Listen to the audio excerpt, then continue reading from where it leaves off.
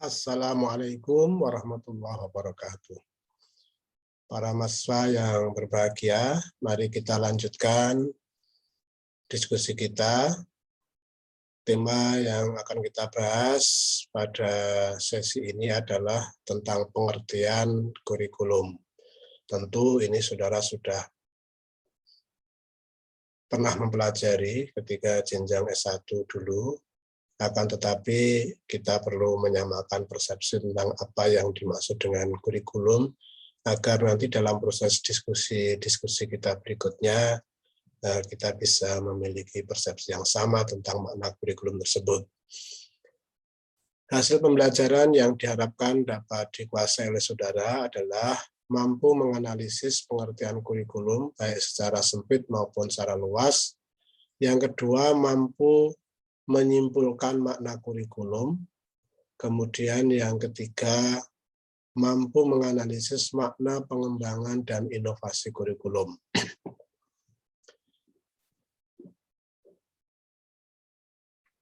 Ketika Anda mendengar atau membaca kata kurikulum, apa yang terbersit dalam pikiran Anda? Saya yakin di antara saudara memiliki persepsi pemikiran yang bermacam-macam tentang apa yang disebut dengan kurikulum. Baik, kita coba lihat arti kurikulum dari pengertian yang sempit sampai pengertian yang luas. William B. Ragan secara tradisional mengatakan bahwa kurikulum itu berarti sejumlah mata pelajaran yang diajarkan di sekolah atau yang dikenal dengan course of study.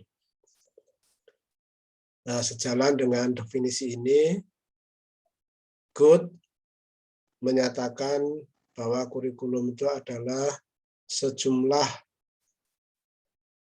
materi kursus atau urutan-urutan subjek di sini adalah mata pelajaran yang diperlukan untuk kelulusan atau memperoleh sertifikat tertentu dalam suatu bidang studi atau dalam program jurusan tertentu, misalnya dalam bidang sosial, dalam bidang pendidikan olahraga, dan seterusnya. Tapi intinya dari definisi ini bahwa kurikulum itu dipahami secara sempit, yaitu sejumlah materi kursus atau materi pelajaran yang harus dipelajari oleh siswa dalam rangka mencapai kelulusan tertentu atau untuk memperoleh ijazah atau sertifikat dalam bidang tertentu. Kemudian At-Tawmi As-Saibani mengatakan bahwa dalam bahasa Arab kurikulum itu dikenal dengan istilah manhaj yang artinya jalan yang terang, yakni jalan yang terang yang dilalui manusia pada berbagai bidang kehidupannya. Ini makna dari istilah manhaj secara umum. Kemudian dalam konteks pendidikan, manhaj itu diartikan jalan terang yang dilalui oleh pendidik dengan orang-orang yang dididiknya untuk mengembangkan pengetahuan, keterampilan, dan sikap mereka. Ini pengertian kurikulum menurut As-Saibani. Dalam Undang-Undang Nomor 20 Tahun 2003, Undang-Undang Sisdiknas, disebutkan kurikulum itu adalah seperangkat rencana dan pengaturan mengenai tujuan, isi, dan bahan pelajaran, serta cara yang digunakan sebagai pedoman penyelenggaraan kegiatan pembelajaran untuk mencapai tujuan pendidikan tertentu. Definisi ini kalau kita lihat nanti akan sama seperti yang tercantum dalam PP 19 tahun 2005 tentang standar nasional pendidikan di Indonesia. Demikian juga untuk jenjang pendidikan tinggi, Itu diatur dalam Permendikbud nomor 3 tahun 2020 tentang Standar Nasional Pendidikan Tinggi. Definisi kurikulum secara garis besar juga sama seperti yang dituangkan dalam Undang-Undang nomor 20 tahun 2003. Dan ini wajar karena memang PP, Permen itu adalah turunan dan penjabaran lebih lanjut, maka ya harus jalan dengan apa yang dijabarkan, yaitu di dalam undang-undang. Kemudian kalau kita lihat rumusan kurikulum antara yang disampaikan oleh William Vigan dan William Biragan dan juga oleh Vigot, bahwa apa yang dituangkan dalam Undang-Undang Sisdiknas ini relatif lebih luas. Di sini sudah tidak lagi terbatas pada sejumlah mata pelajaran atau sejumlah materi kursus yang diberikan kepada siswa, tetapi kurikulum itu lebih dimaknai seperangkat rencana dan pengaturan yang di dalamnya meliputi komponen tujuan, komponen isi atau bahan pelajaran, serta cara yang digunakan. Kalau menurut William Biragan dan Vigo tadi, kurikulum itu hanya ditujukan pada isi atau bahan pelajaran, ya, yang berupa sejumlah mata pelajaran atau materi khusus tadi. Tapi di dalam undang-undang ini tidak hanya terkait dengan persoalan isi dan bahan saja, tetapi juga bagaimana perumusan tujuannya, bagaimana perumusan strategi untuk implementasinya, dan juga bagaimana rumusan sistem penilaiannya. Jadi sekali lagi ini relatif sudah lebih luas cakupannya daripada yang disampaikan secara tradisional oleh Vigot maupun William Biragan tadi.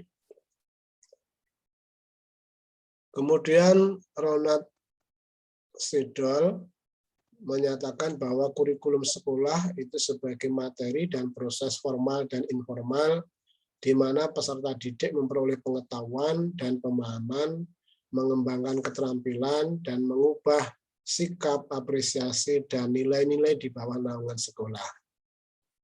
Kalau kita cermati lebih lanjut, definisi kurikulum ini sudah lebih luas lagi daripada yang disampaikan dalam Undang-Undang Sisdiknas maupun peraturan-peraturan yang ada tadi.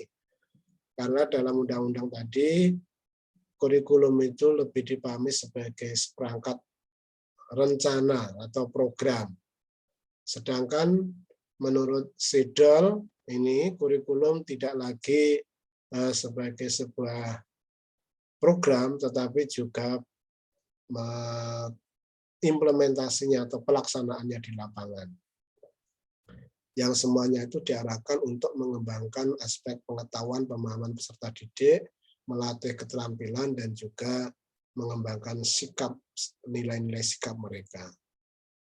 Hal ini sejalan dengan yang disampaikan oleh Nana Sujana yang mengatakan bahwa kurikulum itu sebagai sebuah program dan pengalaman belajar, serta hasil-hasil belajar yang diharapkan, yang diformulasikan melalui pengetahuan dan kegiatan yang tersusun secara sistematis diberikan kepada peserta didik di bawah tanggung jawab sekolah untuk membantu pertumbuhan dan perkembangan pribadi, kompetensi dan kompetensi sosial peserta didik. Jadi yang perlu kita garis bawahi di sini, kurikulum itu menurut Nana Sujana dipahami sebagai sebuah program dan pengalaman belajar. Kurikulum sebagai sebuah program, ini definisinya, pengertiannya sama seperti yang tertuang dalam Undang-Undang Sisdiknas dan peraturan-peraturan turunannya tadi.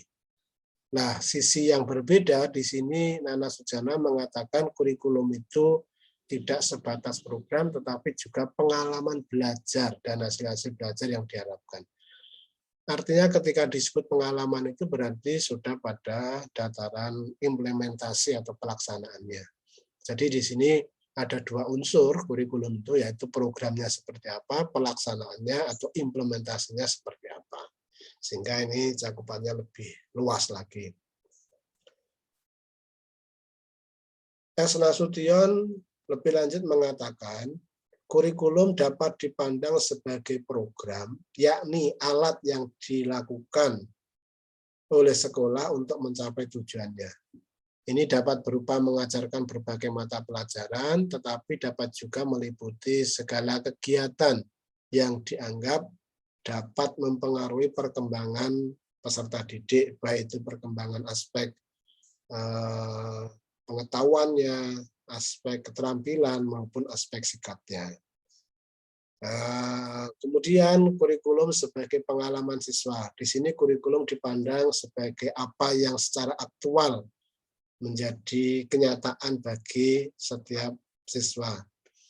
Definisi ini atau pengertian ini sama seperti yang disampaikan oleh Pak Nana Sujana tadi, bahwa kurikulum itu tidak sebatas pada program, tetapi juga pengalaman atau implementasi, realisasi dari program tersebut yang itu secara langsung akan memberikan dampak terhadap perkembangan peserta didik atau siswa. Nah, dari definisi ini maka kita bisa melihat bahwa hakikat kurikulum itu ada dua, yaitu kurikulum sebagai program atau rencana, atau disebut juga dengan kurikulum potensial, atau istilah lainnya adalah kurikulum ideal. Yang kedua, kurikulum sebagai pengalaman belajar atau kegiatan nyata yang biasa disebut dengan kurikulum aktual. Maaf, ini ada salah tulis. Yang betul adalah aktual atau real kurikulum.